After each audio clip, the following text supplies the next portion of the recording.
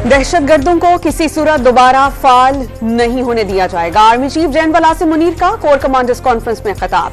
Core commanders ने पाक फौज के खिलाफ इल्जामात पर मबनी मुहिम को मुस्तरद कर दिया।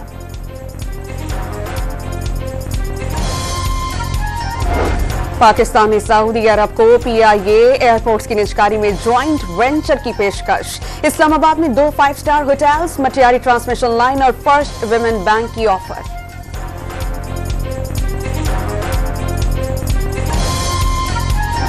वजीर खारजा शहजादा फैसल की क़यादत में वफ्द के बाद सऊदी मुआविन वजीर दिफा मेजर जनरल तलाल अब्दुल्लाह अल उतैबी आज पाकिस्तान पहुंचेंगे। Army chief general Asim Munir समेत दीगर आला हुकाम से मुलाकातें करेंगे।